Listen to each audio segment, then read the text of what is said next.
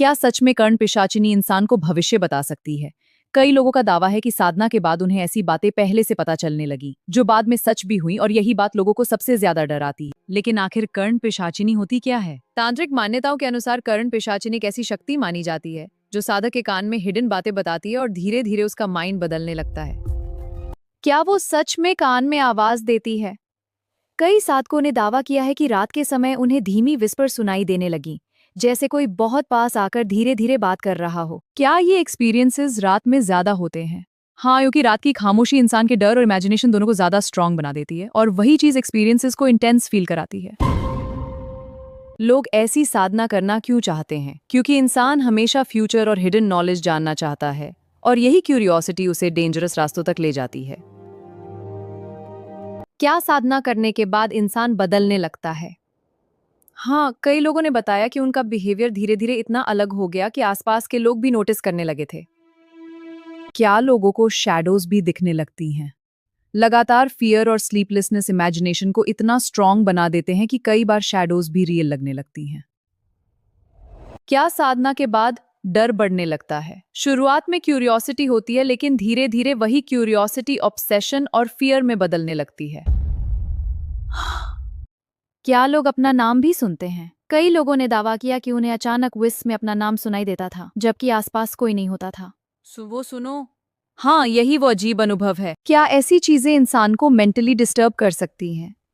हाँ, लगातार फियर और ओवरथिंकिंग माइंड को रियलिटी और इमेजिनेशन के बीच कंफ्यूज करने लगते हैं।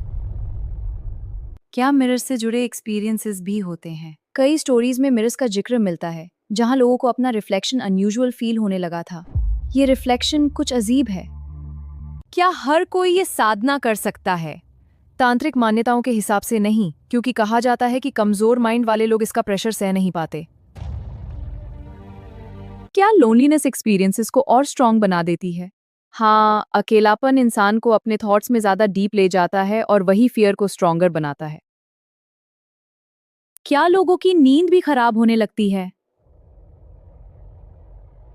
कई लोगों ने बताया कि साधना के बाद उन्हें लगातार इंसोम्निया और रेस्टलेस नाइट्स होने लगी थीं। क्या किसी ने कर्ण पिशाचिनी को देखा होने का दावा किया है? हाँ, लेकिन हर डिस्क्रिप्शन अलग होती है, और यही चीज मिस्ट्री को और ज्यादा डीप बना देती है। क्या सच में फ्यूचर की बातें पता चलने लगती हैं? कुछ घटनाएं इतनी एक्यूरेट बताई जाती हैं कि लोगों ने कोइंसिडेंस मानने को तैयार नहीं होते। Breaking news. Major accident on city highway with multiple injuries. Details unfolding. क्या लोग खुद डरने लगते हैं अपनी ही एक्सपीरियंसेस से? शुरुआत में पावर फील होती है, लेकिन बाद में वही चीज इंसान को मेंटली एग्जॉस्ट करने लगती है। क्या ये सब सिर्फ मिथ्स हैं? कुछ लोग इन्हें स्टोरीज मानते हैं, लेकिन बिलीवर्स कहते हैं कि हर कहानी के पीछे कुछ ना कुछ सच जरूर होता है। क्या इमोशनली भी असर पड़ता है? हाँ, लगातार फियर इंसान को अंदर से कमजोर बना देता है, और वही उसकी थिंकिंग बदलने लगता है। क्या ऑब्सेशन सबसे बड़ा खतरा है? बिल्कुल, क्योंकि इंसान धीरे धीरे हर चीज में संकेत ढूंढने लगता है और रियलिटी से दूर जाने लगता है। क्या कर्ण पिशाचिनी को फीमेल एनर्जी माना जाता है? कई तांत्रिक ग्रंथों में उसे फेमिनिन ओकल्ट एनर्जी की तरह डिस्क्राइब किया गया है, और यही चीज उसे और मिस्टीरियस बनाती है। क्या आवाजें हमेशा क्लियर होती हैं? नहीं, कई लोग कहते हैं कि उन्हें सिर्फ विस्पर्स फील होती थी, लेकिन वर्ड्स पूरी तरह समझ नहीं आते थे। क्या लोग खुद को वॉच्ड फील करते हैं? हाँ, कई एक्सपीरियंसेस में लोगों ने कहा कि उन्हें हर समय ऐसा लगता था जैसे कोई उन्हें ऑब्जर्व कर रहा हो। वो फीलिंग कितनी कॉमन है, बहुत खासकर अकेले में। क्या रिचुअल्स का साइकोलॉजिकल असर भी होता है? रेपिटेटिव रिचुअल्स माइंड को डीपली इन्फ्लुएंस करने लगते हैं, और वही फियर को ज्यादा रील बना देते हैं। क्या रियलिटी और इमेजिनेशन मिक्स होने लगती है? लगातार स्लीपलेसनेस और ऑब्सेशन के बाद कई बार इंसान खुद फर्क नहीं कर पाता कि क्या रियल है और क्या नहीं। मुझे महसूस हो रहा है कुछ गलत।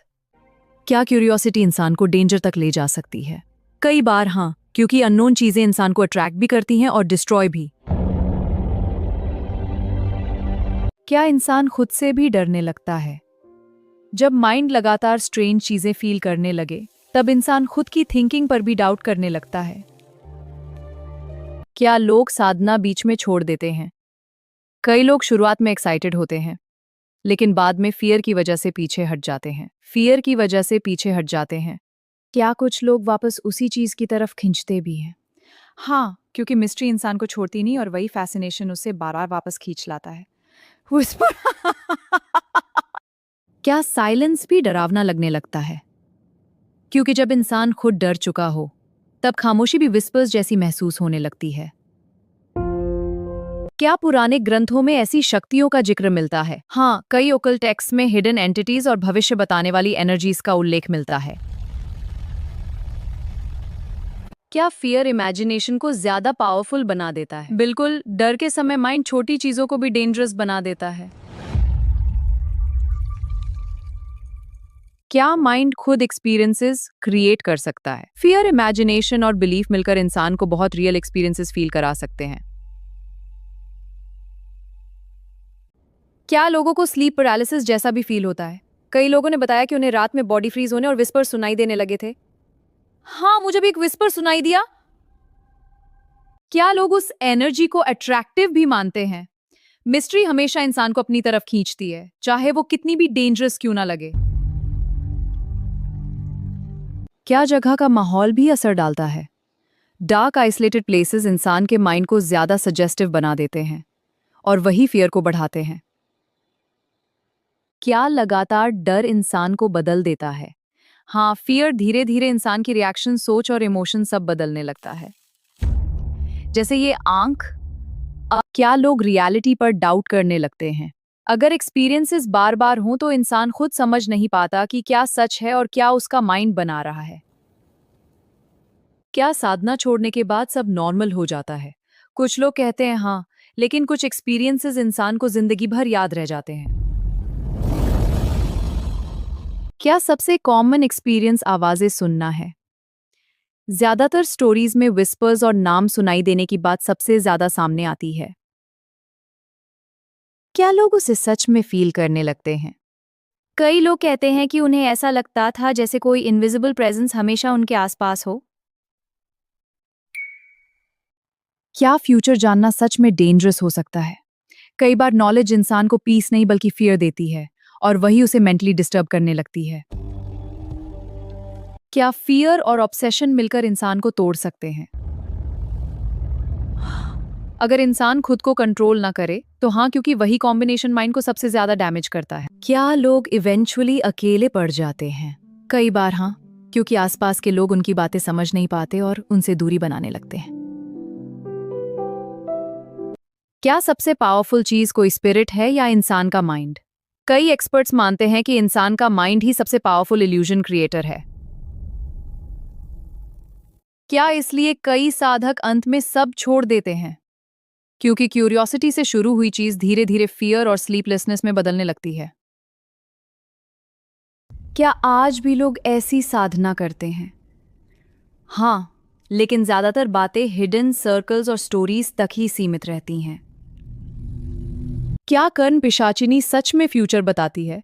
इसका कोई साइंटिफिक प्रूफ नहीं है, लेकिन लोगों के एक्सपीरियंसेस ने इस मिस्ट्री को आज तक जिंदा रखा है।